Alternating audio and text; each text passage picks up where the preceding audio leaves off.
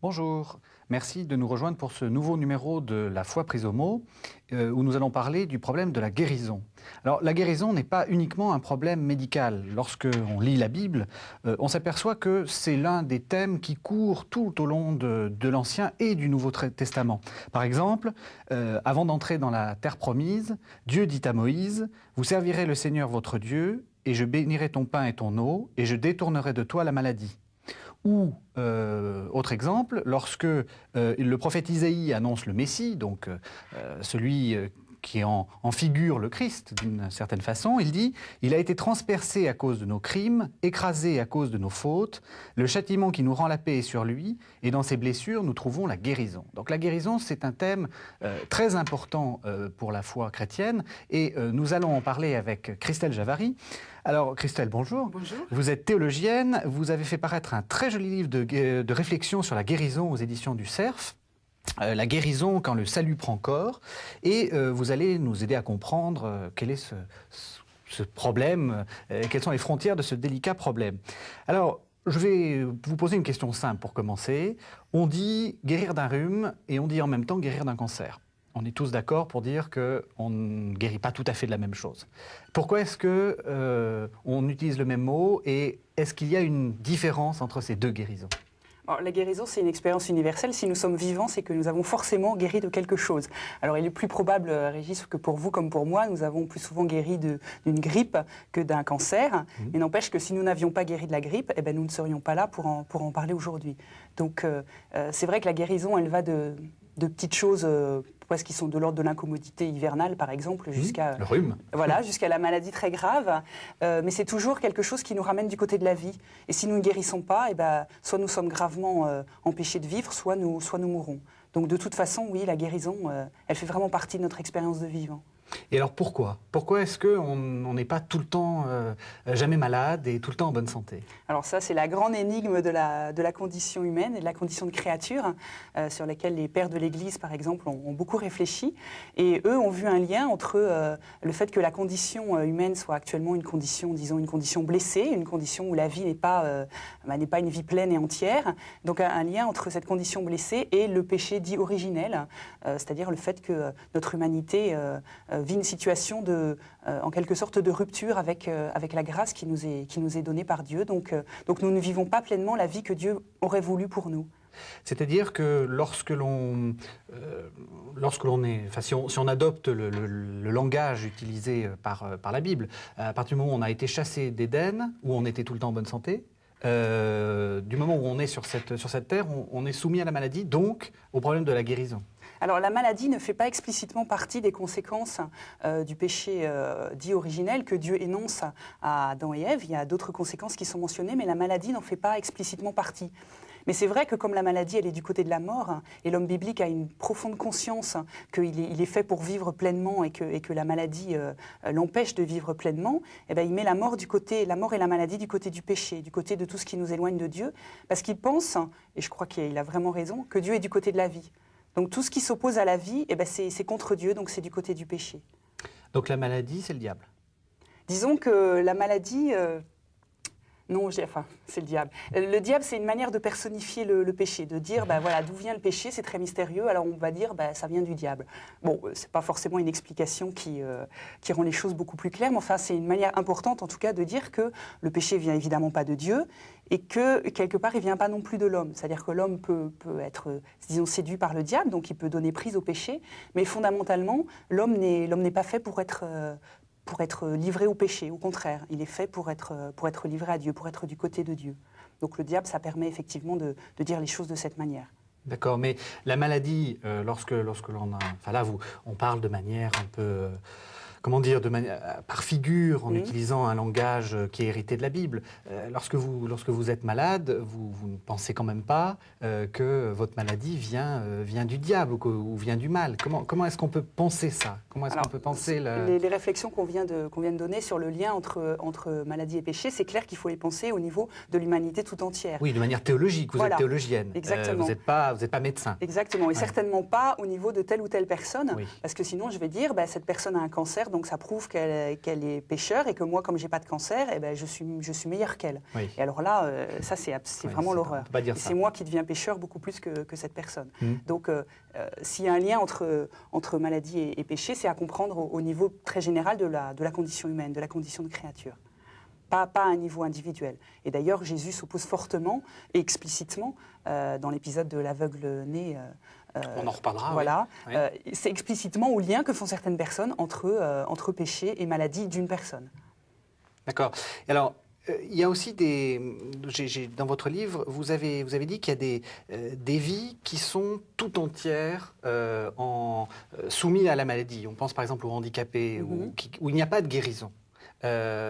Comment est-ce qu'on peut comprendre ça? Alors, toujours pareil, de manière théologique, vous n'êtes pas en train de prendre tel ou tel cas. J'allais dire, c'est un peu pareil, c'est-à-dire que la condition humaine est soumise au mal et à la maladie. Et le drame, c'est qu'en plus, si je puis dire, c'est mal réparti. C'est-à-dire qu'il y a effectivement certaines personnes qui portent un poids plus lourd que d'autres, qui portent une part plus importante de maladie ou de handicap dans leur vie. Et c'est vrai que c'est un mystère et c'est même un scandale. Ça doit le rester, je crois, même pour la foi chrétienne. Et bon, c'est une expérience qui est douloureuse pour ces personnes et puis pour nous tous, parce que pourquoi eux, pourquoi pas moi Alors, vous avez étudié, vous n'avez pas étudié que la maladie, vous étudiez surtout la guérison. Et d'ailleurs, vous dites que la guérison, c'est quelque chose qui nous dit un petit quelque chose de Dieu, puisque Dieu veut plutôt que l'on ait la vie, vous l'avez dit, et la guérison, c'est un petit peu plus de vie accordée, ou c'est un peu de vie supplémentaire, tout en sachant qu'il y a un moment où on guérira plus. Exactement.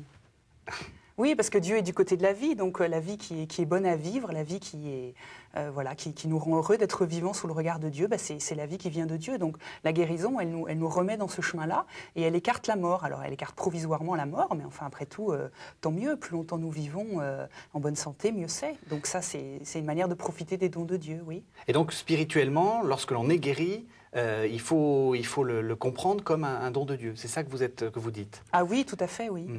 C'est ce que font les chrétiens, c'est ce que font les croyants en règle générale. Donc l'action de grâce, c'est ce grand mouvement de rendre à Dieu la reconnaissance qui lui est due, reconnaissance au sens où on dit cette guérison, même si des médecins par exemple ont contribué à me guérir, je peux dire que c'est Dieu profondément qui me guérit et c'est lui qui a donné aux médecins par exemple d'avoir assez de science pour trouver quelle est ma maladie et donner le bon traitement. Donc ça, bien sûr, un chrétien peut et doit en rendre grâce à Dieu. Et alors, est-ce que, moi, ce qui m'intéresse aussi dans votre livre, c'est le lien que vous faites entre la guérison, le fait d'être en bonne santé et la performance, l'idée que on demande à la médecine beaucoup plus que la guérison, on demande le fait d'être mieux que nous, que ce qu'on est, mieux que bien, quoi, d'une certaine façon. Oui, il y a une pression contemporaine très forte vers l'idée d'avoir un corps qui soit complètement exempt de faiblesse, de handicap même mineur, un corps qui ne connaisse jamais ni la vieillesse, ni la maladie, ni le handicap, ni la mort même dans les fantasmes les plus délirants. Et le problème, c'est que notre corps, évidemment, notre vrai corps, si je puis dire, il dit autre chose. Donc il y a une espèce de course qui fait que, effectivement, maintenant, ce qu'on demande à la médecine, c'est plus seulement la santé quand on l'a perdue, c'est même quand on est plutôt en bonne santé, et c'est le cas, Dieu merci, pour une grande partie de la population des pays riches, il faut s'en réjouir, il y a quand même encore quelque chose qu'on demande, c'est d'être toujours plus performant sur tous les plans, et de ne jamais connaître, par exemple, les atteintes du temps ou les atteintes de la maladie. Et là, évidemment, on entre dans un autre ordre. Une sorte de super guérison. Oui, l'idée de guérison se dilue parce que de toute façon, elle n'est plus référée à quelque chose de précis. Ça devient plutôt une recherche de... Alors, ça se dit dans des mots un peu confus, un peu ambigus, quelque chose comme le bien-être, l'harmonie, la performance. Mais alors, du coup, c'est une course sans fin, parce qu'évidemment, on pourrait toujours être mieux, être plus ceci, être plus cela. Donc, on s'en sort jamais. Merci, Christelle.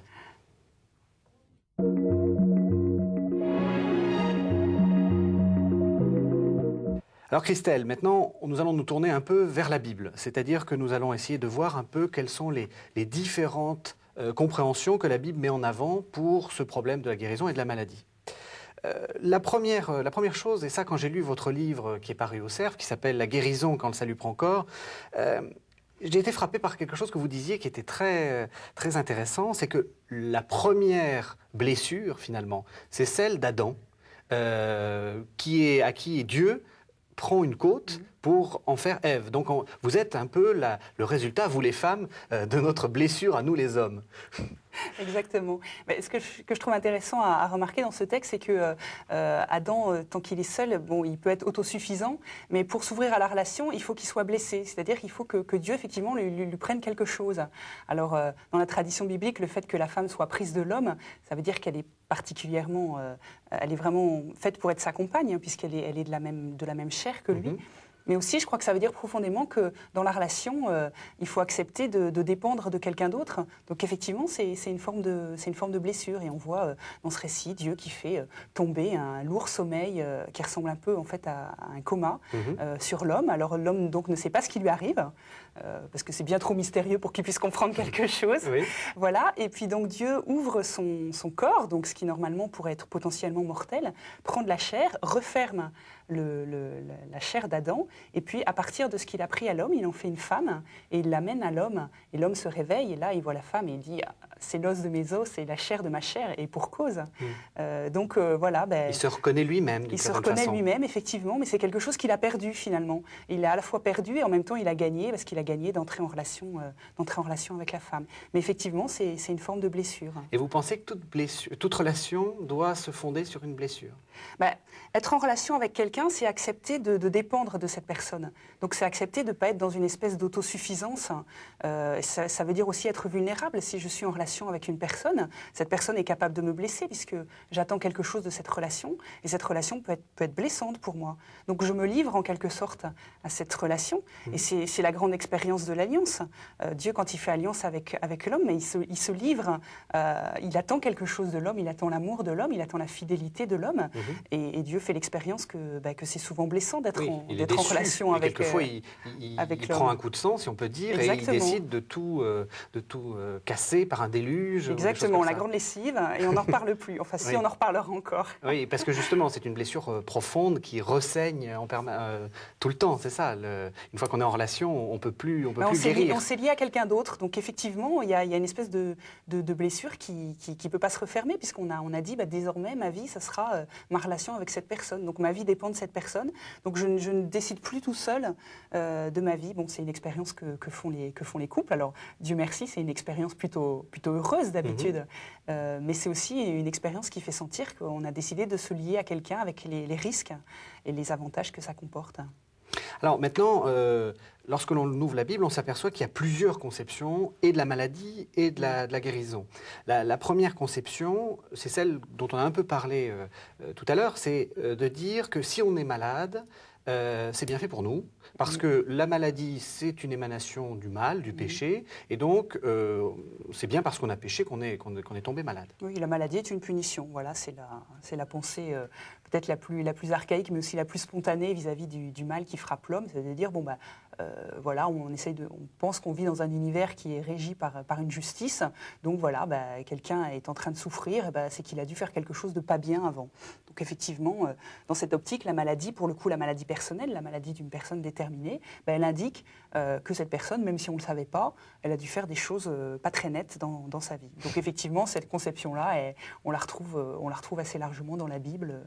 C'est peut-être une conception spontanée, peut-être une conception particulièrement archaïque, enfin quelque chose qui... Vous dites archaïque, mais vous pensez qu'on en est guéri? Oh non, certainement pas. Non, les personnes, par exemple, qui apprennent qu'elles ont un cancer, elles ont souvent ce réflexe de dire mais pourquoi moi, je ne suis pas pire que les autres? Je pense qu'on a effectivement spontanément cette manière de penser, et on a besoin d'être guéri justement de cette manière de penser, et on a besoin qu'on nous aide à en guérir. Oui, parce qu'il y a une sorte de culpabilité de la maladie, vous le dites très bien.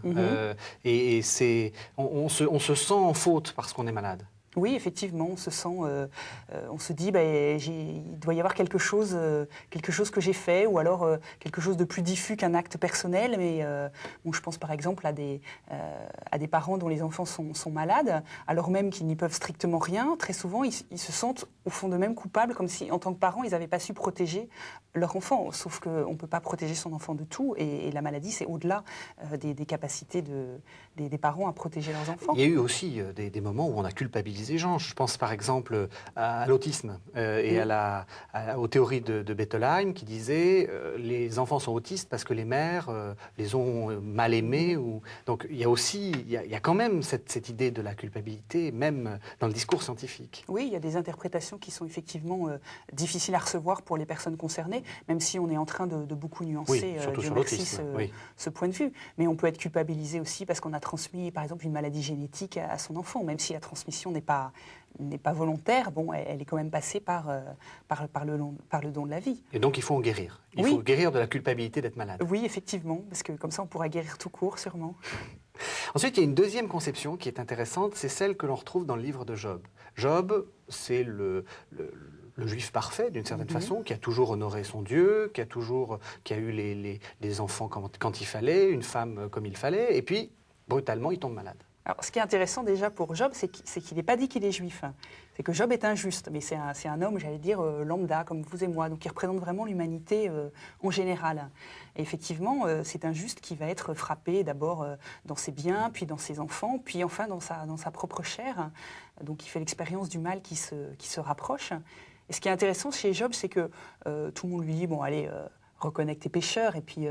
Donc l'ancienne conception, la culpabilité. Voilà, allez, vas-y, passe-y comme les autres, reconnecte tes pécheurs. Et Job refuse vigoureusement et refuse jusqu'au bout parce qu'il sait qu'il est juste et il refuse de s'accuser lui-même et donc de faire un lien entre son éventuel péché et sa maladie.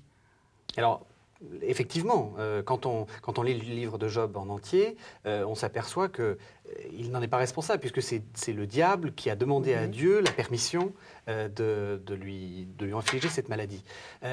Quel est le message de ce livre, qui est difficile, hein, qui est pas facile à lire, parce qu'on quelquefois on est un peu, comment dire, un peu... c'est un peu difficile de voir où il va, puisqu'il y a différents discours, il y a différentes interprétations de cette maladie. Pour vous, c'est quoi le message du livre de Job ? Moi, je dirais que c'est un message d'espérance et un message de force, parce que ce que j'admire beaucoup personnellement dans le personnage de Job, c'est qu'il a beau être frappé dans sa chair, il refuse de se laisser écrabouiller et par la maladie et par ceux qu'on appelle les amis de Job. Mais moi, je dis que quand on a des amis comme ça, on n'a pas besoin d'ennemis. Donc, il ne trouve pas autour de lui de personnes qui le réconfortent et qui l'aident à tenir bon dans son combat. Mais n'empêche qu'il tient bon tout seul, si je puis dire. Et ce qu'il va découvrir, c'est qu'il y a quelqu'un qui est de son côté. Curieusement, si je puis dire, enfin paradoxalement, c'est Dieu. Dieu qui ne devrait pas être du côté de quelqu'un que tout le monde accuse d'être pécheur, mais Dieu, effectivement, est mystérieusement avec Job dans son épreuve. Et en même temps, Job n'a pas d'explication, il ne reçoit pas une explication. Les gens qui lisent le livre de Job en disant c'est un livre qui pose le problème du mal et de la souffrance, donc je vais avoir une réponse, ils arrivent au bout du livre, ils sont déçus, et à juste titre. Mais s'il y avait une réponse, ça se saurait. Et elle n'est pas dans les livres de Job, sauf que peut-être une forme de réponse, c'est que Job dit qu'il a fait l'expérience de Dieu. Il a fait l'expérience que Dieu était de son côté. Et je crois que c'est effectivement une expérience que des gens malades peuvent faire, et ce n'est pas une réponse à leur maladie, ça n'enlève pas leur maladie. Et pourtant, c'est quelque chose qui aide à vivre, qui aide à tenir bon, et c'est un message d'espérance. Ça aide à guérir. En tout cas, ça aide à vivre sa maladie en attendant une éventuelle guérison, mais à pas dire j'aurai le droit de vivre quand je serai guéri, parce qu'on a le droit de vivre aussi quand on est malade. Cette vie-là aussi vaut la peine d'être vécue. Merci Christelle.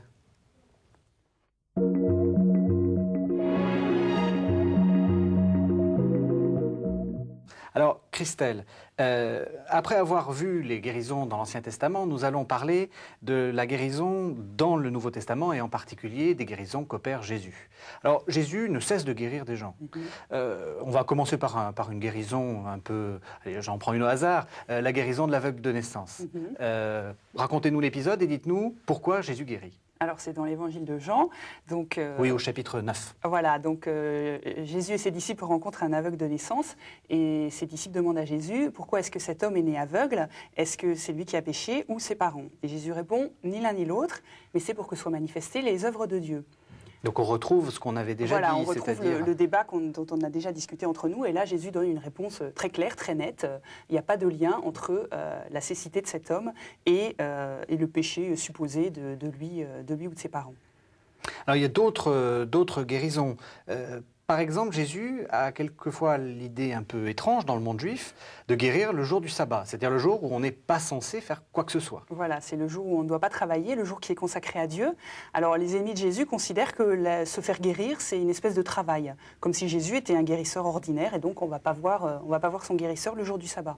Mais Jésus considère au contraire que comme c'est le jour qui est consacré à Dieu, c'est le jour idéal pour manifester les œuvres de Dieu. Et la guérison, c'est ce qui montre que Dieu est du côté de l'homme dans son combat pour la vie et qui refuse tout ce qui empêche l'homme de vivre pleinement. Donc pour Jésus, au contraire, il est particulièrement opportun de guérir le jour du sabbat. Donc c'est là où il y a un véritable conflit sur l'identité de Jésus et sur la nature de sa mission, avec deux conceptions, sa conception à lui et puis celle de ses adversaires. Donc il guérit pour faire un signe, d'une certaine façon. Il guérit pour guérir un homme, mais aussi pour faire une sorte de petit cours de théologie. Oui, et puis il guérit les personnes qu'il a devant lui parce que la guérison, c'est urgent, parce qu'il faut pas faire attendre ceux qui souffrent. Donc il n'y a pas de raison de les renvoyer au jour d'après. Donc déjà, voilà, c'est une première raison de guérir séance tenante. Et puis effectivement, Jésus dit, ce jour qui est consacré à Dieu, ce jour qui est le rappel de l'achèvement de la création, puisque le sabbat est mis en lien avec le 7e jour où Dieu s'est reposé de son œuvre de création. Et Jésus dit, voilà, moi, en fait, en guérissant, j'achève l'œuvre de la création. Je fais ce que mon Père voudrait que l'homme soit, c'est-à-dire un être pleinement vivant sous son regard. Et je le fais en guérissant des gens qui sont affligés de maux très concrets, des lépreux, des aveugles, des paralytiques. Oui, c'est une idée très jolie. C'est l'idée que finalement, la guérison, c'est un peu dimanche tous les jours. C'est ça. Oui, alors le samedi chez les Juifs, le sabbat chez les Juifs, c'est le samedi. Mais effectivement, le dimanche chrétien reprendra une grande partie de ces harmoniques du jour où tout recommence finalement, du jour où le Christ se lève du tombeau et où du coup, c'est vraiment la vie qui gagne. Effectivement, les guérisons sont le signe de la vie qui gagne modestement, mais réellement. Donc quand on guérit d'un rhume, c'est dimanche. En tout cas, ça fait bien plaisir, effectivement, même pour un simple rhume. Alors, il y a d'autres guérisons. Alors, une guérison que vous avez longuement étudiée dans votre livre, donc, qui est paru aux éditions du Cerf, La guérison quand le salut prend corps, c'est la guérison du possédé gérasénien. Alors d'abord, dites-nous, qu'est-ce que c'est qu'un gérasénien ? Alors, c'est un païen, tout simplement. C'est-à-dire que Jésus va quitter les frontières de son pays, et il traverse le lac de Galilée et il aborde sur la rive païenne. Et là, il rencontre un possédé, alors c'est-à-dire quelqu'un qui a un comportement très effrayant, qui vit seul, qui est nu, qui se mutile avec des pierres, qui hurle, que personne n'a jamais pu maîtriser. Quand on a essayé de lui mettre, par exemple, des chaînes, il a brisé ses chaînes et il s'est enfui. Donc un homme qui manifeste... un délirant. Enfin... Oui, il est complètement hors de l'humanité. Il est comme une bête, finalement. Et Jésus va guérir cet homme, va le rendre à sa pleine humanité. Donc c'est le signe que Jésus a le pouvoir même sur les puissances mauvaises qui sont bien au-delà des forces de l'homme, mais qui ne sont pas du tout au-delà des forces de Jésus lui-même. Alors, il y a un épisode qui est assez amusant, c'est qu'il le guérit de ses démons, puisque toujours la vieille conception, la maladie, ça peut se résumer à une sorte d'action du démon, et même quelquefois à un démon qui est à l'intérieur de nous-mêmes. Et ces démons, il les envoie dans des porcs. Oui, effectivement. Alors pourquoi ? Alors moi, je dis que ça pourrait être une image de la manière dont la communauté à laquelle appartient cet homme doit se sentir impliquée par la maladie de cet homme. Parce qu'en fait, il vit à l'écart, puis personne ne s'occupe vraiment de lui. Et Jésus, en fait, par sa guérison, va dire mais que cet homme soit guéri, c'est votre affaire à vous. Donc en fait, quand les démons rentrent dans les porcs, le troupeau de porcs se précipite dans la mer. Et là, les gens réagissent, parce que c'est les gardiens du troupeau de porcs qui vont annoncer la nouvelle à la ville. Donc en fait, les gens ne réagissent pas quand le possédé est guéri, mais ils réagissent quand ils sont frappés au portefeuille, si je puis dire. C'est-à-dire quand ils sont frappés dans leurs biens. Oui, ils sont pas juifs, donc ils ont droit d'avoir des porcs. D'avoir des porcs, et pour eux, c'est une richesse. Et c'est une richesse, oui. Effectivement. Donc c'est comme si Jésus leur disait, mais attendez, qu'est-ce qui est le plus important ? Qu'il y ait un homme qui soit guéri ou que vous soyez frappé dans vos biens ? Est-ce que vous êtes prêts à donner quelque chose, à exercer votre solidarité vis-à-vis de cet homme qui devrait faire partie de votre communauté ? Et est-ce que vous êtes prêts à accepter que du coup cette guérison, elle vous coûte quelque chose ? Et en fait, les gens ne sont pas prêts à l'accepter parce que, en fait, ils ont peur au moment où le possédé est guéri. C'est-à-dire que ça leur faisait moins peur quand le possédé avait un comportement complètement délirant. Et au contraire, quand le possédé est guéri, ils demandent à Jésus de quitter leur territoire. Et donc, ce que veut dire l'épisode, c'est que toute guérison est en fait sociale. On guérit un corps concret, mais on guérit aussi un peu le corps social, où on atteint le corps social. Ça ne servira à rien d'être guéri si on n'était pas réintégré dans le corps social. Parce que la maladie, c'est une exclusion. C'est souvent une exclusion d'abord dans tous les cas de maladies contagieuses ou supposées contagieuses, et où du coup le malade est tenu à l'écart. Alors dans les évangiles, on a le cas par exemple des lépreux, donc qui sont très strictement tenus à l'écart. Et puis très souvent, comme il y a une espèce de soupçon sur la maladie, la personne malade, on ne sait pas trop quoi en penser. Et puis de toute façon, elle ne peut plus travailler, elle ne peut plus tenir son rang dans la vie sociale. Donc forcément, la maladie, ça met à l'écart. Mm-hmm. Et donc la guérison, ça réintègre dans le corps social ? Il faut que la guérison réintègre, effectivement. Et est-ce qu'on peut en faire On était dans le Nouveau Testament. Est-ce qu'on peut en faire quelque chose pour notre société ? Qu'est-ce que vous en pensez ? Est-ce que vous pensez que la guérison aussi touche notre société ? Il y a une manière déjà de ne pas trop exclure, si je puis dire, les personnes malades. C'est-à-dire de ne pas considérer, par exemple, qu'elles n'ont plus rien à apporter. Alors c'est vrai qu'elles ne sont plus productives, au même sens que les personnes en bonne santé, mais est-ce que ça veut dire qu'elles n'ont plus rien à nous apporter ? Pas forcément évident. Et puis il y a une manière aussi, effectivement, je sais pas, peut-être de fêter la guérison, de se réjouir des personnes guéries quand elles peuvent réintégrer la société, de les aider aussi parfois à réintégrer la société à la mesure de leurs capacités. Je pense par exemple aux personnes qui ne peuvent plus exercer un travail à temps complet. Il y a le fait par exemple d'aménager leur temps de travail ou leur poste de travail pour qu'elles puissent, à leur mesure, reprendre place dans la société, même si elles n'ont plus la même productivité. Mais humainement, c'est vraiment fondamental. Oui, parce que finalement, ce que vous montrez, c'est que la guérison est complète à partir du moment où on a guéri non seulement le corps somatique, mais aussi le corps social. C'est-à-dire que rien ne sert d'être en pleine forme si, de toute façon, vous n'avez plus de travail, vous n'avez plus rien. La guérison doit être... Oui, mais je crois que c'est aussi une mutilation pour le corps social, qu'il y ait des gens qui soient exclus à cause de leur maladie. Non seulement parce que nous qui sommes en bonne santé, ça peut nous tomber dessus un jour ou l'autre, et à ce moment-là, on ne sera pas très content de voir comment on en est traité, mais aussi parce qu'il y a vraiment des ressources, y compris chez les personnes malades, et si nous les mettons à l'écart, ces ressources-là, elles ne sont pas disponibles pour l'ensemble du corps social. Et à mon avis, ça, c'est une vraie blessure. Est-ce que vous diriez la même chose des vieux ? Pourtant, la vieillesse n'est pas une maladie, mais on a un peu cette impression-là, non ? Alors, la vieillesse n'est pas une maladie, mais c'est vrai qu'elle ne répond pas du tout au modèle de performance que nous avons déjà évoqué. Et puis, très souvent, effectivement, on associe à la vieillesse des images de maladies. Je pense à la maladie d'Alzheimer, comme s'il y avait une espèce d'automatisme, de lien automatique entre ces deux réalités, alors que, Dieu merci, il n'y en a pas, et que de plus en plus, les personnes vieillissent en très bonne santé.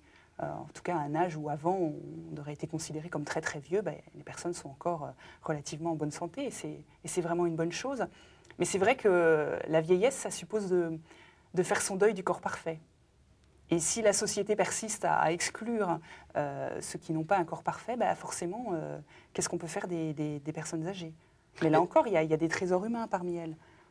Là aussi, il faut continuer à les exclure, justement à ne pas les exclure, à les intégrer, sinon on est dans ce qu'on disait au début, c'est-à-dire qu'il y a une sorte de blessure qui s'instaure et on n'est plus dans la relation. Oui, une société équilibrée, il y a tous les âges de la vie, il y a tous les états de la vie aussi, et puis voilà, les uns sont âgés, à un autre moment de leur vie, c'est eux qui ont travaillé, qui ont élevé des enfants, maintenant ils en sont à une autre étape de leur vie, il n'y a pas de raison de les exclure pour ce motif.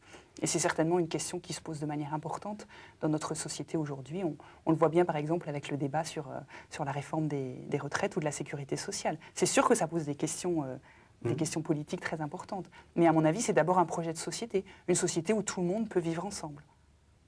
Merci Christelle.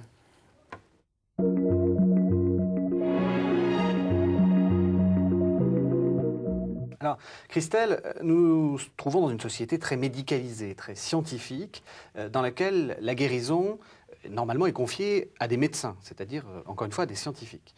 Pourtant, il y a des tas de lieux dans lesquels on prétend guérir par la prière, par autre chose que cette science.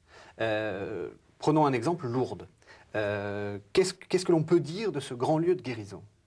Alors, est-ce que Lourdes est d'abord un lieu de guérison ou un lieu de prière et de pèlerinage ? Je ne sais pas. C'est vrai que Lourdes est célèbre dans le grand public pour ses guérisons, mais finalement, des guérisons reconnues miraculeuses à Lourdes, il y en a très très très peu. Et il y a pourtant beaucoup de gens qui viennent chaque année à Lourdes, et beaucoup de personnes qui reviennent à Lourdes, y compris des très grands malades. Donc, ces personnes reviennent à Lourdes alors qu'elles n'ont pas été guéries. Est-ce qu'elles ont l'espérance d'être guéries si elles y retournent, ou est-ce qu'elles ont trouvé autre chose que la guérison, quelque chose qui est d'un autre ordre, mais qui a en commun avec la guérison d'aider à vivre? Ça, à mon avis, la réponse, elle est sûrement de ce côté-là. C'est-à-dire que c'est quoi? C'est la communauté? C'est le... D'abord, Lourdes, c'est une expérience de communion fraternelle. On a parlé de la nécessité de ne pas exclure les malades, mais c'est vrai que les grands malades, par exemple, ils sont souvent dans des établissements spécialisés, donc ils ont l'impression d'être coupés de toute vie sociale normale. Et là, ils sont dans un lieu où on ne les cache pas, on ne les exclut pas, mais au contraire, on les met au premier rang. Il y a des personnes qui viennent bénévolement se mettre à leur service, donc c'est quand même très important. Ils voient des jeunes. Ils voient des jeunes, ils voient des personnes qui sont venues de toute la France et même de pays étrangers. Donc pour eux, c'est une ouverture extraordinaire. Et même, il y en a qui se rendent compte, par exemple, qu'il y a des gens qui sont plus gravement atteints qu'eux et qui font cette démarche, par exemple, de prier pour ces personnes-là au lieu de prier pour eux-mêmes. Ce que je trouve extraordinaire. Parce qu'on pourrait se dire, vraiment, quand on est gravement malade, oui, on se pense dit, qu'à soi. voilà. Et ils font cette expérience qu'il y a d'autres personnes qui partagent leur situation. Donc c'est un réconfort. Et puis qu'il y a une communauté de prière et de solidarité qui se vit au grand jour. Et pour eux, généralement, c'est quelque chose de très important qui leur donne la force en fait, de continuer après leur chemin tout au long de l'année. C'est ça ne guérit pas forcément le corps physique, mais ça guérit un peu le corps social. Oui, et puis le corps ecclésial aussi, parce que Lourdes est un grand lieu ecclésial. Donc je pense que c'est un grand service que l'Église rend à la société, qu'il y ait des lieux comme Lourdes où la maladie puisse se vivre au grand jour, sans honte, sans exhibitionnisme non plus, hein, ce n'est pas de cet ordre-là, mais où les malades puissent être reconnus et accueillis en tant qu'ils sont malades. Alors, vous êtes théologienne, j'ai une question à la théologienne. Qu'est-ce qu'on peut penser des guérisons miraculeuses de Lourdes? Vous avez dit qu'il n'y en a pas beaucoup. Je dis Lourdes, mais ça peut être n'importe quel autre sanctuaire. Il n'y en a pas beaucoup, mais il y en a quand même. Alors, l'Église est très prudente par rapport à l'idée de guérison miraculeuse.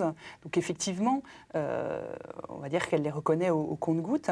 Je crois que l'un des messages, c'est que la guérison miraculeuse, ce n'est pas forcément l'essentiel. Donc, effectivement, de ce point de vue-là, ce n'est pas forcément une priorité d'en reconnaître un très, très grand nombre. Même s'il y a beaucoup plus de gens qui déclarent être allés à Lourdes et avoir été guéris que de personnes qui sont reconnues officiellement. Oui, parce qu'il y a un long processus avec des médecins. Voilà. Le processus est très long, très contraignant. Donc, effectivement, il y a des personnes qui ne souhaitent pas s'y soumettre. Et puis, il y a des dossiers qui sont écartés pour des tas de raisons. Mais des personnes qui, de fait, repartent de Lourdes avec la conviction intime qu'elles ne souhaitent pas forcément faire vérifier officiellement qu'elles ont reçu une grâce de guérison physique à Lourdes. Alors, donc théologiquement, quel est le sens de ces guérisons miraculeuses? D'abord, pourquoi eux et pourquoi pas tous les autres? Alors effectivement, c'est la question qu'on peut se poser, mais toutes les personnes qui ont été guéries à Lourdes ont le sentiment très fort que ce n'est pas quelque chose qu'elles ont mérité. C'est-à-dire qu'elles ont vraiment reçu un cadeau, elles ont reçu une grâce, mais ce n'est vraiment pas la récompense d'avoir été des chrétiens particulièrement exemplaires. Il y en a qui le sont, mais ce n'est pas de cet ordre-là. Ce n'est pas Dieu qui a voulu les récompenser. Moi, je me rappelle même avoir vu une des miraculées, une des personnes qui ont été guéries et qui disait que c'était presque un poids parce qu'il fallait se rendre digne de cette guérison-là. C'est pas facile d'être guéri à Lourdes. Mais je crois qu'après, ça devient une mission parce que souvent, ces personnes-là témoignent de leur guérison là où on leur demande de témoigner. Donc déjà, ça change quelque chose de fondamental dans leur vie. Et puis effectivement, ça veut dire beaucoup de questions. Ça veut dire des questions qui sont posées à soi-même, qui se posent dans la famille. Donc effectivement, ça peut être lourd à porter pour un certain nombre de personnes. Donc la guérison, alors c'est quoi? C'est un signe? Alors l'Église dit qu'effectivement la guérison c'est un signe, c'est le signe que Dieu veut donner aux hommes une vie pleine, une vie pleinement vivante, une vie qui ne soit plus entravée par des obstacles comme la maladie ou le handicap grave. Et pour l'Église, c'est un signe eschatologique. Alors eschatologique, ça veut dire ici que ça nous renvoie au-delà de notre existence terrestre, au royaume de Dieu, où nous espérons tous que Dieu accueillera toute l'humanité, et où là, l'Apocalypse nous dit il n'y aura plus de cris, il n'y aura plus de larmes, Dieu essuiera toute larme de leurs yeux. Et là, nous croyons, nous espérons que tout ce qui pèse sur notre condition humaine sur cette terre disparaîtra dans le royaume de Dieu, et que Dieu nous donne des signes d'espérance dès cette terre. Alors ce sont des signes donc qui c'est sont... des petites lampes, quoi, juste voilà, pour nous dire ne désespérez pas complètement, il va y avoir un moment où on guérira complètement. Effectivement, c'est peut-être la petite lampe dans la nuit qui annonce le soleil, oui. Alors, il y a d'autres endroits où on guérit, en particulier dans toutes les communautés nouvelles, où on prétend guérir par la prière. Qu'est-ce que vous en pensez? Alors, d'abord, je pense qu'il faut vraiment faire preuve de discernement dans ce cas-là, parce qu'il y a malheureusement aussi des sectes qui prétendent guérir, hein, qui sont très actives dans le domaine de la maladie, parce que les gens malades sont vulnérables, évidemment. Donc, elles ont bien compris qu'il y avait là un créneau. Donc, il faut vraiment recommander la plus grande prudence devant n'importe quel groupe qui prétend guérir. Alors, s'il s'agit d'une communauté catholique, j'allais dire, au moins, c'est facile à vérifier, on peut vérifier, et il faut vérifier son enracinement dans l'Église. Donc déjà, ça veut dire qu'elle ne sort pas de n'importe où. Voilà, en principe, c'est pas une secte. Alors, dans ces communautés, la prière pour la guérison est encadrée, elle fait l'objet vraiment d'un enseignement, c'est-à-dire qu'on ne reçoit pas les gens en leur disant vous allez tous être guéris à la fin de cette séance. Donc il y a une vraie pédagogie de cette forme de prière. Ça se fait dans un climat fraternel, dans un climat qui évite aussi l'hystérie, le sensationnalisme. Donc là, je crois que ce sont des critères importants. Et effectivement, il y a des guérisons dans ce contexte-là. Alors, chacun peut en penser ce qu'il veut. De toute façon, on ne peut que se réjouir qu'il y ait des personnes qui soient... Mais vous êtes théologienne. Que dirait la théologienne ? Alors moi, j'ai vu ça un certain nombre de fois. De par ma sensibilité personnelle, je ne suis pas toujours très à l'aise dans ce genre de grands rassemblements qui peuvent jouer sur des choses un peu, parfois très émotionnelles, très sensationnelles. Donc je trouve qu'il faut bien garder le cap. Et bon, c'est pas toujours fait avec le soin nécessaire. Après, ce qui est sûr, c'est que Dieu fait ce qu'il veut. Donc c'est pas à nous, et encore moins aux théologiens, de lui dire tu as le droit d'agir ici, mais tu n'as pas le droit d'agir là. Alors après, il faut aussi que les personnes qui ne sont pas guéries soient accompagnées, parce qu'elles peuvent du coup être particulièrement déçues de ne pas avoir été guéries. Donc il faut leur donner vraiment les moyens de vivre leurs conditions de malades aussi longtemps qu'elles sont malades. Alors dans les communautés nouvelles qui pratiquent ce type de prière, généralement on ne s'intéresse pas à l'idée de vérification. Donc ce n'est pas des guérisons qui peuvent être mises sur le même plan que les guérisons de Lourdes, par exemple, parce que ça ne relève pas de la même logique. Oui. Alors il faut le savoir, dans ces communautés, on met l'accent sur le témoignage de la personne guérie. Donc voilà, l'important, c'est ce qu'elle peut dire de ce qui lui est arrivé. C'est le témoignage qu'elle rend. Oui, et souvent le témoignage ne va pas dans le miracle absolu. C'est pas forcément une guérison spectaculaire. Ça peut être simplement on peut guérir déjà aussi en esprit, sur une vision des choses. Il ne faut pas non plus se dire qu'il n'y a que du miracle. Disons que la plupart du temps, la personne fait état d'un changement complet dans sa vie. Oui. C'est-à-dire que ce n'est pas seulement, je ne sais pas moi, le dos qui est remis ou la tumeur qui a disparu, c'est un changement de vie et généralement un changement à la suite du Christ. Donc c'est là où on voit que quand le corps est guéri, c'est la personne tout entière qui est guérie. Merci Christelle.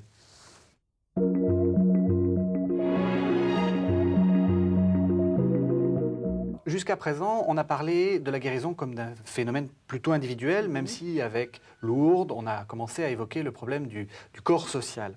Maintenant, j'aimerais que l'on parle de la guérison dans son aspect communautaire et en particulier dans son aspect ecclésial. Alors, j'ai une première question toute bête. Quand on est malade, est-ce qu'il faut dire à son curé, à sa paroisse qu'on est malade ? Est-ce qu'il faut faire partager sa maladie ? D'abord, je dirais que ce n'est pas une question de devoir, c'est une question d'intérêt pour la personne malade. Par exemple, une personne qui ne peut plus se rendre à l'Eucharistie dominicale peut souhaiter qu'on vienne lui apporter la communion à domicile si elle est retenue chez elle. Donc dans ce cas, effectivement, si elle ne prévient pas l'équipe pastorale, on aura du mal à savoir qu'elle est retenue chez elle pour ce motif. Donc je crois que c'est plus de l'ordre de quelle aide la communauté peut apporter à la personne malade. Et puis après, il faut voir avec elle, en fonction de l'évolution et de la gravité de sa maladie, ce qu'il faut envisager sur le long terme. Alors justement, quelle aide la communauté peut apporter ? Alors d'abord, il y a l'aide de la prière, de la solidarité, des visites par exemple, parce que les malades se sentent souvent très isolés et ne peuvent plus rejoindre leur lieu habituel d'insertion sociale. Donc il faut qu'il y ait des chrétiens qui aillent les voir. Donc ça peut être tout simplement une visite amicale. Ça peut être aussi une visite d'ordre plus spirituel. Donc par exemple, le prêtre peut se déplacer si cette personne souhaite recevoir le sacrement de réconciliation ou recevoir l'Eucharistie. Et puis, il y a aussi ce grand sacrement que l'Église propose spécifiquement aux personnes malades et qui est justement l'onction des malades. Alors justement, vous en arrivez directement au sacrement des malades. On a appelé ça autrefois l'extrême-onction. C'est-à-dire qu'on le proposait à l'extrême de la vie. Les choses ont un peu changé. Oui, alors c'est le Concile Vatican II qui a demandé qu'on ne réserve plus le sacrement de l'extrême-onction, qu'on appelle justement aujourd'hui sacrement des malades, à la dernière extrémité de la vie. Ce qu'on donne à l'agonisant, c'est la communion, qu'on appelle le viatique, c'est-à-dire la provision pour la route. Mais le sacrement des malades, on doit le donner en principe à une personne qui est gravement atteinte par la maladie. On ne le donne pas pour une grippe, ça c'est clair. Et en même temps, une personne qui a quelque chose à vivre dans sa maladie. Et c'est un sacrement qui va l'aider à vivre la maladie de manière chrétienne, donc à la suite du Christ. Parce qu'un chrétien est chrétien à temps complet, donc même s'il est malade, il n'est pas dispensé d'être à sa manière disciple du Christ. Mais c'est vrai que quand on est malade, on a besoin de ressources particulières pour vivre ce temps de la maladie, parce qu'il y a une faiblesse particulière du corps qui se communique à toute la personne. Il y a des tentations particulières. On a parlé de la tentation de se culpabiliser. Donc c'est important. Ah oui, il faut ne jamais se culpabiliser. Ça sera l'enseignement que vous nous fournirez. Il faut se rappeler ça. On n'a pas à être coupable d'être malade. La preuve que la maladie, ce n'est pas un péché, c'est que l'Église propose un sacrement pour les malades. Donc au contraire, il y a quelque chose à sanctifier dans la maladie. Et l'Église propose une aide particulière, spéciale pour cet état de vie, donc aux personnes qui sont gravement malades, mais qui ne sont pas encore menacées par la mort. Concrètement, ça se passe comment ? Qu'est-ce qui se passe ? C'est très variable suivant les paroisses et les options pastorales. On peut recevoir l'onction des malades, par exemple, dans un grand sanctuaire comme Lourdes, qui a joué un grand rôle justement pour une mise en œuvre conforme aux directives de Vatican II de ce sacrement. Il y a aussi beaucoup de paroisses qui organisent des célébrations communautaires, donc en paroisse, par exemple à l'occasion d'une Eucharistie. Et je trouve ça intéressant parce que les malades, à ce moment-là, donnent le témoignage de leur foi. En tant que groupe. Moi, je me souviens d'avoir assisté une fois à la célébration de ce sacrement dans ma paroisse. Je connaissais très peu ce sacrement parce que je connais peu de personnes gravement malades, j'allais dire Dieu merci, dans mon entourage. Et donc, j'ai découvert ce sacrement à cette occasion et ça m'a beaucoup touchée de voir des personnes qui, dans un état qui venaient dire tout simplement qu'effectivement, elles étaient dans un état de faiblesse et qu'elles venaient recevoir la force que Dieu voulait leur donner à travers ce sacrement proposé par l'Église. Alors un sacrement, c'est souvent un geste. Quel est le geste qu'accomplit le prêtre ou qu'accomplit le malade ? Comment ça se passe concrètement ? C'est très simple. Hein. De toute façon, tous les sacrements chrétiens sont très simples. Le prêtre trace une croix sur le front de la personne et lui dit que le Seigneur te relève et te sauve. Je ne sais plus exactement quelle est la formule. Donc c'est vraiment la matière du sacrement, c'est vraiment une situation humaine qui est difficile à vivre et la sollicitude de Dieu qui par la médiation de l'Église vient réconforter la personne malade. Oui, c'est pas un sacrement qui guérit. Le but n'est pas de guérir la personne. C'est pas un miracle. Ça a été un grand débat tout au long de l'histoire de l'Église, c'est les effets de ce sacrement. Et effectivement, pour certains auteurs, ce sacrement a des effets de guérison. Alors, dans certains cas, effectivement, ça peut être même de la guérison corporelle. Mais je crois que ce que ça guérit, c'est de toute façon la capacité de la personne à entrer en relation. D'abord, ça peut guérir sa relation à Dieu. Parce que si elle pense que Dieu l'a abandonnée, ce sacrement justement vient dire le contraire. Elle est remise en relation si nécessaire avec l'Église, puisque c'est l'Église qui confère ce sacrement. Et la personne malade donne son témoignage de foi, de chrétien touché par la maladie. Puis souvent, c'est un sacrement qui est reçu dans un cadre communautaire. Donc là aussi, la personne est remise en lien avec d'autres personnes. Elle peut y inviter des proches, des amis, sa famille. Donc là encore, elle dit quelque chose sur sa situation. Elle peut avouer sa maladie à ce moment-là. Oui. Voilà, sur la manière beaucoup plus sur sa maladie et puis sur la manière dont elle souhaite la vivre. Dire qu'elle souhaite la vivre comme un chemin d'espérance à la suite du Christ, c'est quelque chose qui est important à entendre. Donc là, la personne, alors que souvent on dit les malades, ils ont rien à dire, ils ont rien à faire, ils peuvent plus travailler, ils peuvent plus tenir leur place dans leur famille. Là, ils font quelque chose, ils disent quelque chose qui est précieux pour tout le monde, parce que c'est un témoignage humain et spirituel qui peut marquer beaucoup. Et on peut le recevoir plusieurs fois ? Oui, si nécessaire. Alors, soit parce que la maladie s'aggrave, soit parce qu'on a guéri, j'allais dire tant mieux, et puis qu'on retombe malade de manière grave une nouvelle fois, et à ce moment-là, on reçoit à nouveau ce sacrement. Oui, donc il faut bien dire que ce n'est pas un sacrement pour nous aider à mourir. C'est pas un sacrement qui fait mourir, oui, non ? c'est ça, c'est ce qu'on disait. Tous les sacrements font vivre. J'ai une dernière question un peu difficile, comme vous êtes théologienne. En quoi, quand on est chrétien, on peut tenir un discours différent face à la mort, face à la maladie, à la mort et à la guérison. En quoi vous avez écrit un livre, en quoi vous portez, parce que vous êtes chrétienne, un regard différent? Alors, avant de parler d'un regard différent, je crois qu'il faut dire que c'est une expérience commune. Et que quand les chrétiens sont malades, ils crament pas plus que les autres, quoi. Quand on est malade, on essaye de guérir, on va voir un médecin si nécessaire. Et la foi, c'est pas une espèce de joker, c'est pas quelque chose de magique qui nous épargne l'épreuve de la maladie et la nécessité de guérir. Donc ça, je trouve ça important à dire. On n'est pas placé en position de supériorité par rapport aux personnes qui ne sont pas chrétiennes devant ces questions-là. Et même parfois, la foi, elle rend ces questions d'autant plus difficiles qu'on se dit, mais enfin, je crois en Dieu qui m'aime, qui veut que je vive. Alors, le fait d'être frappé par la maladie, c'est parfois encore pire quand on est chrétien. Alors, ce que peuvent dire les chrétiens, c'est donner le témoignage de leur foi, c'est de dire qu'ils croient au Christ ressuscité, donc qu'ils croient en un Dieu qui est passé par la mort pour nous donner sa vie. Donc effectivement, nous n'avons pas à nous étonner d'être nous-mêmes soumis à la maladie, puisque le Christ a voulu lui-même connaître non pas la maladie, mais le supplice de la croix et la mort. C'est le seul qui n'a pas guéri, alors qu'il a passé son temps à guérir tout le monde, lui n'a pas guéri. Il a guéri toute sa vie, et en fait il est mort d'avoir guéri, puisque c'est ce qu'on lui a reproché, d'avoir fait des guérisons le jour du sabbat en particulier. Donc c'est vraiment parce qu'il a guéri qu'il a connu la mort, et il a vraiment connu la mort, c'est-à-dire il n'a pas esquivé la mort, il n'a pas triché avec la mort, et nous disons qu'il est vraiment mort, qu'il a été enterré. Et nous disons aussi que le Père l'a relevé d'entre les morts, lui a donné, non seulement lui a rendu la vie, mais lui a donné une vie nouvelle que nous espérons partager un jour dans le royaume de Dieu. Et donc, ça éclaire notre vie et ça éclaire notre marche ici-bas. Alors, il y a beaucoup de choses qui ne seront pleinement réalisées que dans le royaume de Dieu, mais dès ici-bas, c'est un appel d'abord, je crois, très fort pour les chrétiens à être du côté de la vie, du côté de la guérison, à entourer leurs frères malades, et puis à rendre grâce à Dieu qui donne la vie et qui veut que nous soyons toujours davantage vivants sous son regard. Merci Christelle.